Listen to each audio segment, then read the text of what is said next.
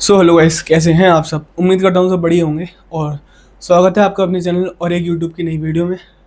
So guys, आज का जो हमारा टॉपिक है वो है 5 common mistakes of bicep curl. यानी कि ये अक्सर जो लोग गलती करते हैं अपने बाइसेप कर्ल करते टाइम, सो इसी वजह से उनका बाइसेप ग्रो नहीं हो पाता, बाइसेप का जो पीक होता है, राउंडनेस होता है, वो नहीं आ पाता और आर्म्स बड़ा नहीं हो पाता। सो आज मैं वो सारी गलतियाँ आपको बताऊंगा और ठीक उनके सॉल्यूशंस भी बताऊंगा कि हम उसे सही कैसे कर सकते हैं। तो गाइस, उससे पहले अगर आपने मेरा यूट्यूब चैनल अभी तक सब्सक्राइब नहीं करा है तो पहले सब्सक्राइब कर लें और मेक श्योर बेल आइकन पहले दबा देना, ताकि जो मेरी लेटेस्ट वीडियोस होंगी उसका नोटिफिकेशन आपको मिलता रहे। सो स्टार्ट करते हैं पहली मिस्टेक्स, जो कि अपना पॉस्चर। जिस तरीके से बाइसेप मारते हैं उसका पूरा स्टैंडिंग पोजीशन और पॉस्चर क्या होता है। सो पहली कॉमन मिस्टेक है पॉस्चर। सो जो लोग गलत पॉस्चर रखते हैं, भले ही आप डंबल से लगा रहे हो या आप बारबल से लगा रहे हो या फिर आप केबल से लगा रहे हो, जो आपका पॉस्चर पहले स्टार्टिंग जो होती है पॉस्चर की, यानी कि स्टांस की, यानी कि जो किस तरीके से हम खड़े हैं, वो हमेशा पहले स्टार्टिंग में सही होना चाहिए। सो फॉर एग्जांपल, अगर आप बाइसेप कर्ल जो है वो डंबल से लगा रहे हैं, ये सबसे पहले आपको पोस्चर बॉटम टू टॉप आना चाहिए, यानी कि नीचे से ही करेक्ट फॉर्म में पोस्चर आपका बनना चाहिए। जैसे कि हमने लेग टाइट करे और हिप टाइट करा, शोल्डर ब्लेड जो होता है, ये शोल्डर ब्लेड हमने हल्का सा रोटेट करके पूरा लॉक कर लिया, और अपना जो बाइसेप है, ये बाइसेप एक जगह लॉक और एल्बो एक जगह लॉक। फिर हम स्लोली ये रैप्स परफॉर्म करेंगे अपने। ये है करेक्ट पोस्चर। और बाइसेप कर्ल कैसे लगाने हैं, क्या लगाने हैं, कितना वेट रखना है, रैप्स कितने, वो बात की बात है। पहले अपना पोस्चर हमेशा सही करना है। पोस्चर गलत होने की वजह से कुछ लोग देखा होगा अपने जिम में अक्सर, अगर उनका पोस्चर सही नहीं होता है, कुछ लोग ऐसे लगाते हैं, ये कुछ लोग होते हैं वो ये लगाते हैं ऐसे पीछे को लीन होके, और इससे क्या होता है, आपके जो इंजरी के चांस होते हैं, इधर ये बाइसेप फटीग हो गया, ये एल्बो जॉइंट हो गया और बैक हो गई आपकी। इस पर इंजरी के चांस बढ़ जाते हैं। अगर मान लो वेट लाइट है, 5-5 किलो के डंबल है, कोई बात नहीं, ठीक है, आपके हिसाब से अगर वेट लाइट है तो उस पर तो आप नॉर्मल रेप्स परफॉर्म कर लोगे, लेकिन अगर वेट वहीं हैवी हुआ तो चांस बढ़ जाते हैं इंजरी के, तो उसमें आपको आ जाएगी दिक्कत। गाइस, दूसरी मिस्टेक्स बाइसेप कर्ल की जो अक्सर लोग हर जिम में करते हैं, जो कि ये फॉर एग्जांपल हमने डंबल उठाया, हमारे यहाँ बाइसेप कर्ल यानी पीक के लिए हाफ रेंज मोशन में लाते हैं ये हैमर कर्ल, और फिर ऊपर जाके हम करते हैं कर्ल, नीचे आके फिर वही हैमर। यहाँ से तो हम हैमर लाते हैं और इधर से कर लेते हैं हम ना कर्ल, जो कि पीक के लिए।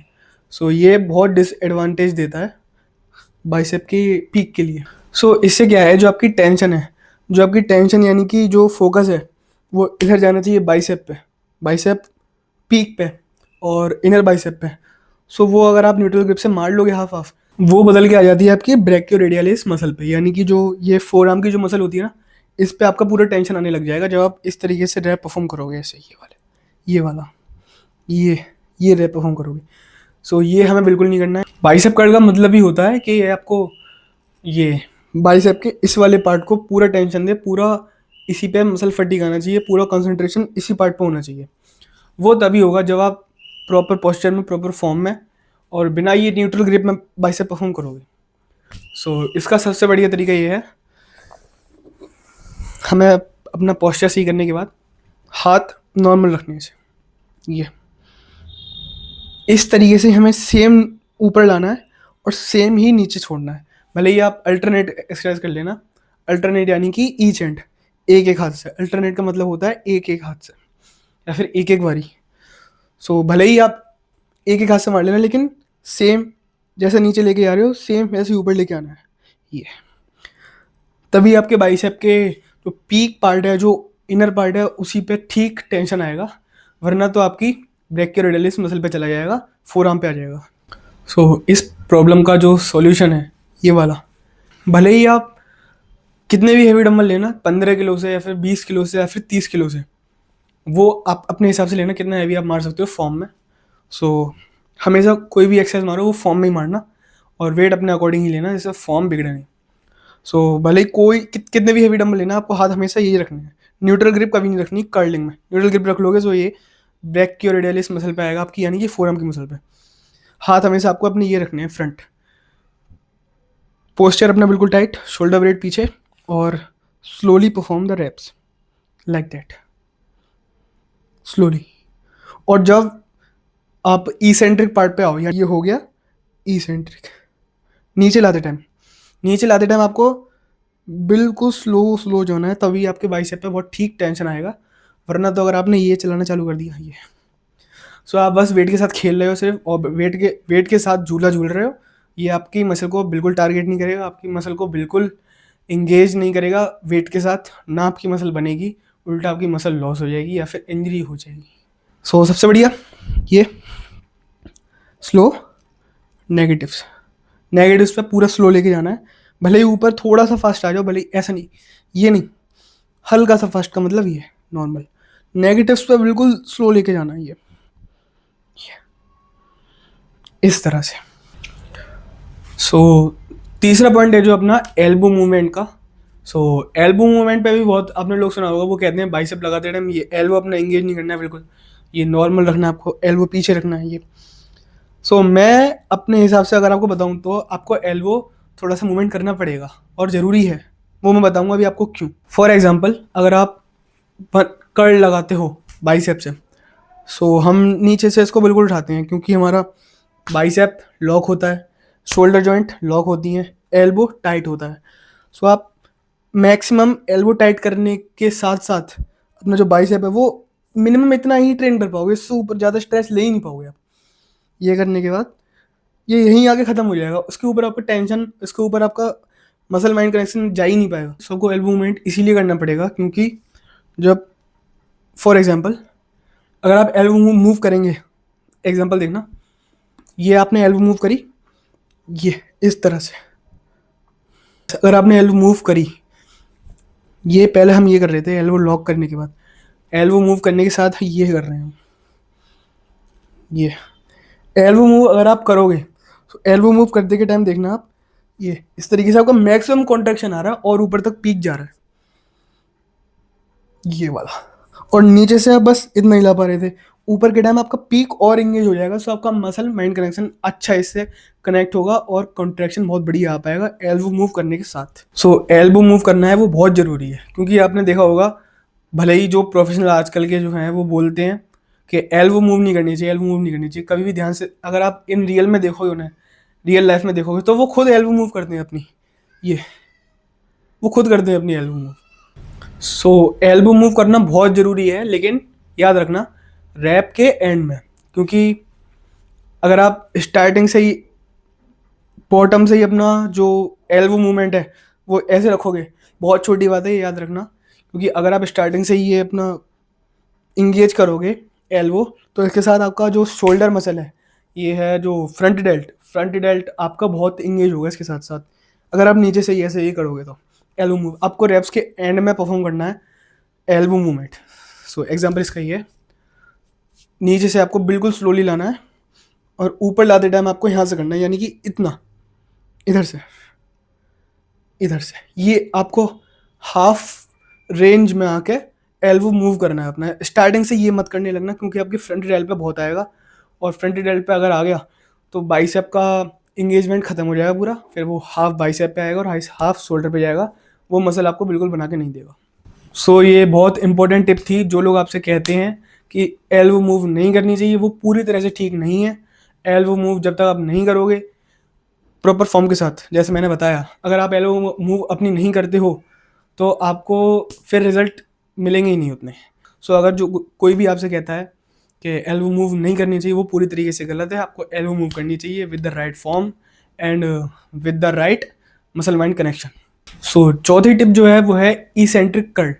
इसेंट्रिक पार्ट बहुत सारे लोगों को एक पता भी होगा, और जो बिगनर हैं, अगर इंटरमीडिएट भी हैं, उन्हें नहीं पता है इसेंट्रिक क्या होता है। सो इसेंट्रिक पार्ट ये होता है, जैसे हमने ये मारा, ये हो गया हमारा कॉन्ट्रैक्शन पार्ट, ये हमारा फोरआर्म एंड बाइसेप कॉन्ट्रैक्ट हो रहे हैं विद ईच अदर, और इसको हम नीचे लेके जाएंगे। सो इस नीचे लेके जाने को बोलते हैं इसेंट्रिक पार्ट, यानी कि नेगेटिव्स। सो अगर हम चौथा पॉइंट यही है, इसेंट्रिक पार्ट। फॉर एग्जांपल जो लोग होते हैं वो इसेंट्रिक पार्ट पर फोकस ही नहीं करते, वो उनके रैप्स कुछ इस तरीके से लगते हैं, ये उनके रैप्स इस तरीके से परफॉर्म करते हैं जैसे कि उन्हें बिल्कुल फिक्र ही नहीं है अपने बाइसेप की, उन्हें फिक्र ही नहीं है कुछ इंजरी की, और उन्हें ईसेंट्रिक पार्ट की अपने की कुछ फिक्र ही नहीं है। सो ईसेंट्रिक पार्ट हमें कैसे फोकस करके चलना है, स्लोली लाना है ऊपर, और उससे थोड़ा डबल स्लोली, बिल्कुल स्लोली लेके जाना है नीचे। ये हो गया हमारा ईसेंट्रिक पार्ट पर full focus mind muscle connection के साथ। और जो नेगेटिव्स की बात होती है, यानी कि नेगेटिव्स मतलब ईसेंट्रिक पार्ट, भले ही आप स्क्वाट्स मारो, बेंच मारो, या फिर कोई भी कंपाउंड मूवमेंट या फिर आइसोलेशन मूवमेंट अगर आप मारोगे, तो उसमें सबसे मेनली जो फोकस करते हैं आज के जो एथलीट हैं, सीबम को ले लो आप, और बड़े बड़े जो भी एथलीट हैं उनको ले लो, वो सबसे ज़्यादा उनकी कोई वीडियो देखना आप, उन सबसे ज़्यादा वो फोकस करते हैं अपने ईसेंट्रिक पार्ट पे, नेगेटिव पार्ट पे। भले ही आप ये लेट पुल डाउन कर रहे हो, ये हो गया हमारा ऊपर ले आते टाइम नेगेटिव। सो ईसेंट्रिक ये हो गया। सो वो सब के सब अपना फोकस देते हैं ईसेंट्रिक पार्ट पे, क्योंकि वेट जो है वो आपके ऊपर गिर रहा है, आपको अपने पूरा गिराना थोड़ी ना है। अब बेंच चाहिए, बेंच अगर आप मार लोगे तो बेंच का अगर आपका ईसेंट्रिक पार्ट ये होता है, और ये हो गया कॉन्ट्रैक्शन पार्ट। अगर आप ईसेंट्रिक पार्ट पे फोकस ही नहीं करोगे तो ये वेट आपके ऊपर गिर गया ना, तो इससे इंजरी के चांस बहुत बढ़ जाते हैं, बहुत लेवल तक बढ़ जाते हैं। सो ईसेंट्रिक पार्ट पे हमेशा अपने फोकस करके चलना, जैसे मैंने बताया। ये अभी हम बाइसेप का एग्जांपल दे रहे हैं, तो बाइसेप का ही बता रहा हूँ। ईसेंट्रिक पार्ट ये बिल्कुल स्लो, जिससे कि आप अपने मैक्सिमम कॉन्ट्रैक्शन दोगे बाइसेप को। 15 रेप्स में ही फेल हो जाएगा आपका बाइसेप, अगर आप 15 रेप्स क्या 12 रेप्स में ही फेल हो जाएगा, अगर आप ठीक तरीके से कॉन्ट्रैक्शन और ईसेंट्रिक पार्ट पे ध्यान दोगे अपने बाइसेप पे तो। सो गाइस, जो फिफ्थ मिस्टेक है वो है चीट रैप्स लगाने से लोग डरते हैं, और बिगनर खास करके चीट रैप्स लगाने से डरते हैं। तो उन्हें लगता है कि ये क्या होता है चीट रैप। ये अगर आपका मान लो पूरे सेट हो गए, चीट रैप्स आप लगा सकते हो इस तरीके से। ये आप अपने शोल्डर मसल को भी इंगेज कर सकते हो इसमें, इस तरह से। ये अगर आपने बैक को भी इंगेज कर सकते हो, ये चीट रैप। लेकिन इसमें एक बात याद रखना, वही ईसेंट्रिक पार्ट का हमें हमेशा ध्यान रखना है। जैसे मान लो ये आपने ऊपर तो लगा लिया चीट रैप, नीचे ले जाते पे आपको ईसेंट्रिक पार्ट पे ध्यान देना है, नहीं तो फिर वो कहीं ना कहीं आपको इंजरी देगा फास्ट, बहुत जल्दी। भले ही आप बाइसेप लगा रहे हो, या फिर आप बेंच प्रेस लगा रहे हो, या फिर आप स्क्वाट्स लगा रहे हो, चीट रैप्स करना गलत नहीं है, बिल्कुल गलत नहीं है। और ये जो मैंने बताया था ना आपको, चीट रैप्स के साथ ईसेंट्रिक पार्ट पे बिल्कुल ध्यान देना। सो ये जैसे आप बाइसेप लगा रहे हो, cheat rep, normal cheat rep, इसके साथ अगर आप ईसेंट्रिक पार्ट पे ध्यान दोगे, मैक्सिमम 4 to 5 रैप्स के लिए लगाते हैं चीट रैप्स। अपनी सारे सेट्स के बाद जो 15 से 12 रैप्स होते हैं, तो इन रैप्स के बाद जो चीट रैप्स होते हैं 4 to 5 रैप्स हैवी वेट के साथ, तो इसमें आप चीट रैप लगा सकते हो विद फुल ईसेंट्रिक कंट्रोल करने के बाद अगर आप लगाओगे तो आपको बहुत बेनिफिट देते हैं, हर चीज़ में बेनिफिट देते हैं। मसल आपका बहुत इन्हीं रैप्स से ग्रोथ होता है, चीट रैप से। 15 रैप्स आप नॉर्मल मार लोगे, लेकिन जो आपकी मसल ग्रोथ है वो चीट रैप्स के साथ ही होती है, ठीक फॉर्म में, ईसेंट्रिक कंट्रोल के साथ। सो ये बात ध्यान में रखना। सो इसका आपको फुल तरीके से आपको इसका बेनिफिट उठाना है, और चीट रैप्स करना और चीटिंग करना रैप्स में कोई गलत बात नहीं है, मेरे हिसाब से बहुत बढ़िया है, और मेरे हिसाब से क्या, सबके हिसाब से बढ़िया होता है। लेकिन बस किसी को कोई बताने वाला होना चाहिए कितना बढ़िया होता है। सो यही थी कॉमन जो मिस्टेक्स होती हैं, और इसका सोल्यूशन भी बताया मैंने। तो ये जो टॉप 5 कॉमन मिस्टेक जो थी, इसके सोल्यूशन बताए, और यही थी आज की वीडियो। अगर वीडियो पसंद आई हो तो लाइक करना, चैनल पे नहीं हो तो सब्सक्राइब करना। और अगर इसी तरीके की वीडियो आपको लगता है कि मैं बनाऊं, सो अलग अलग बॉडी पार्ट्स पे, चेस्ट, शोल्डर, बैक, इन सारे पार्ट्स पे मैं धीरे धीरे अपनी सीरीज़ कवर करूँगा। तो अगर आपको वीडियो पसंद आई हो सो कमेंट में बताना, मैं इसी तरीके की वीडियो और बनाऊँगा। सो यही थी मेरी आज की video. So thank you so much for watching. तब तक के लिए जय सिया राम। बैठा नहीं मैं धंधे पे, दिखता नहीं क्या अंधे पे, पसंद नहीं पैसा पैसा पैसा मुझे बंदे में।